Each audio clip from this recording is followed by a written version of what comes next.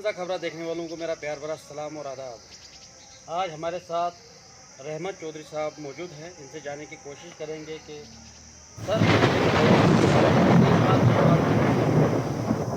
इस बार किश्तवाड़ में सबसे पहले मैं आपका शुक्रिया अदा करूँगा जी आप मुझसे ये बात पूछने के लिए आए।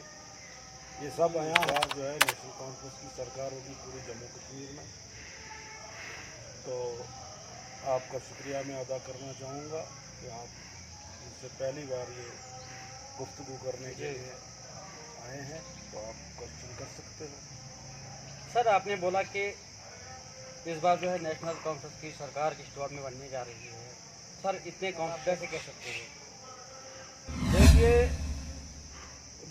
किश्तवाड़ एक ऐसी जगह है जहाँ पर दोनों कम्युनिटीज़ के लोग रहते हैं, और दोनों कम्युनिटीज़ के जो लोग हैं, जो दोनों कम्युनिटीज़ के जो मतदान है या जिसे आप वोट कहते हो, जिनको भी वोट पड़ेगा दोनों कम्युनिटीज़ के वो जीतेगा।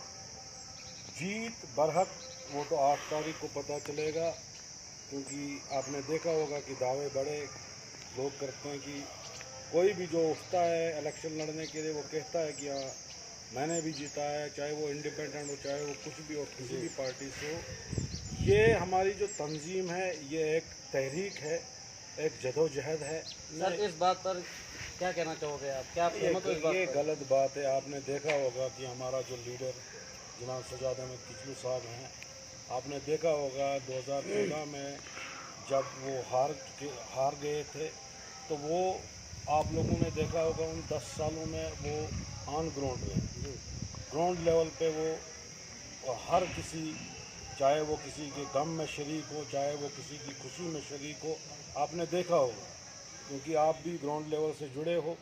आपने हमेशा सजाद साहब को कभी बॉर्डर में देखा होगा, कभी नागसिनी में देखा होगा, कभी आपने मड़वा दक्षिण वोड़वन में देखा होगा, कभी आपने सरूड़ लास बादात सदोल सलाना जैसे एरियाज़ में देखा होगा, आपने सरथल एरिया में देखा होगा, क्योंकि 10 साल पूरे उन्होंने ग्राउंड लेवल पे लोगों की और मैं समझता हूँ कि न उन्होंने ज़ात देखी, ना कोई पात देखी, न कोई उन्होंने मज़हब धर्म देखा है। वो तमाम जगह पहुँचा है, चाहे वो सर, खुशी हो जी गमी हो, हर जगह वो पहुँचा। सर, बात करेंगे हम दक्षिण की, तो दक्षिण में एक बहुत ही पुराने वर्कर थे उनके, मोहम्मद रमज़ान खांडे साहब। जी जी और उसी दिन जो है पोलिंग हो रही थी। जी जी अपना काम छोड़ के, अपना ये वोटिंग छोड़ के उन्होंने जो है वहाँ पर विज़िट किया। सर, और दूसरी बात ये भी है कि लोग जो हैं काफ़ी बढ़ चढ़ के उस सैयद साहब का जो है साथ दे रहे थे। बिल्कुल। तो कहाँ तक आप देखते हैं कि किश्तवाड़ में भी उतना जो है प्यार मिल सकता है उनको?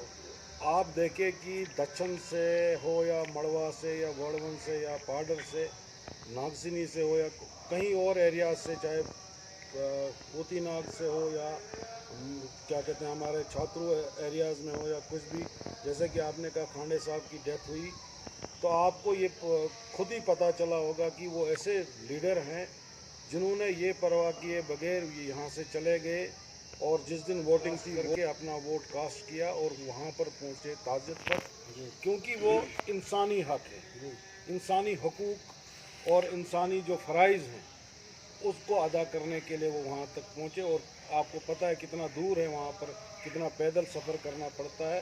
तो रात के 12 बजे वो घर पर वापस पहुँचे थे। तो मैं समझता हूँ कि ऐसे लीडर की लोगों के दिलों में बड़ी जगह है। और सर, किश्तवाड़ में कितना प्यार मिला सैयद साहब को? सजाद साहब को इस बार तमाम हिंदू मुस्लिम जितनी भी कम्युनिटीज़ यहाँ पर है हमारे, ख़ास करके मैं सिटी की बात करूँगा, यहाँ पर तमाम हिंदू मुसलमानों ने बढ़ चढ़ कर सजाद अहमद किचलू साहब को वोट किया है। सर, अगर आपकी सरकार आती है तो क्या क्या डेवलपमेंट होगा किश्तवाड़ में, हमारे दक्षिण में, वो जितने भी इलाके हैं जहाँ जहाँ से सैयद साहब जीतेंगे, जिन्होंने वोट किया है, क्या उम्मीद लेके बैठे हैं वो लोग? देखिए, हम इस वक्त अगर हम बात करेंगे, आज तक जो भी काम हुआ है दौरे हुकूमत में हो तो आपके सामने आया है। 10 साल में जैसे कि जो वक्त की सरकार थी वो कह रही थी कि हमारा सिर्फ 2 साल यहाँ पर हमारी सरकार रही और बाकी जो है एलजी प्रशासन रहा। आपने देखा होगा कि एलजी प्रशासन अगर अच्छा काम करता तो हमारी जो पार्टी यहाँ पर भारतीय जनता पार्टी है तो वो कहती थी ये हमने काम किया। अगर वो कोई गलत स्टेप लेते थे जिसको ये गलत बोलते थे तो वो कहते थे हमारा एलजी तो है नहीं। आपने देखा ग्राउंड लेवल की बात मैं कर रहा हूँ, लोगों से भी आप पूछ सकते हो। रही बात जो 70 साल की ये बात करते रहते हैं, आज तक भी ये 70 साल को ही पहुँच रहे हैं। 70 साल में जो काम आज तक हुए, ये स्कूल कॉलेज, ये सड़कें, ये मतलब हॉस्पिटल्स, ये कहाँ से बने? ये जो आप डेवलपमेंट देख रहे हो तो 70 साल की डेवलपमेंट है। और ये प्रोजेक्टों की जो बात करते हैं, ये प्रोजेक्ट तो पहले ही सैंक्शन हुए थे हमारे दौरे हुकूमत में, उमर साहब के दौरे हुकूमत में, सजाद साहब की क़यादत में। क्योंकि यहाँ पर हमारे किश्तवाड़ में ये पोटेंशियल है, ये ऊपर वाले की देन है। ये जो प्रोजेक्ट यहाँ पर कोई नहीं लाता है, दूसरी जगह क्यों नहीं जाता? भद्रवाह में प्रोजेक्ट क्यों नहीं बन रहे? डोडा में प्रोजेक्ट क्यों नहीं बन रहे? या और कई जगह पर प्रोजेक्ट क्यों नहीं बने? खालिश किश्तवाड़ में या हमारे दक्षिण या पाडर या यहाँ की बात मैं करूँ कि पाडर नागसना में ही प्रोजेक्ट क्यों बन रहे हैं? ये अल्लाह ताला ने हमें एक आबी वसाइल जो हमें फराहम किया है, हमारे किश्तवाड़ के लोगों को जंगलात का जो हमें जंगलात से माला माल किया है, ये चीज़ें जो है ये सब अल्लाह ईश्वर भगवान वाहिगुरु जी की देन है जो हम लोगों पर मेहरबान है, तब जाके यहाँ पर प्रोजेक्ट बना। सर लास्ट में कहना चाहूँगा आपसे कि बीजेपी दावा करती है कि हम जो है इस बार जीतेंगे।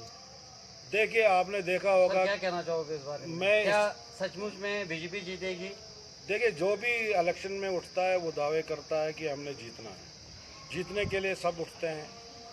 मैं नहीं समझता हूँ कि जीतने के लिए कोई ऐसे भी उठता कि वोट काट देता है और उन 50-100 घरों का जो मुस्तकबिल है वो उसको यूज़ कर लेता है।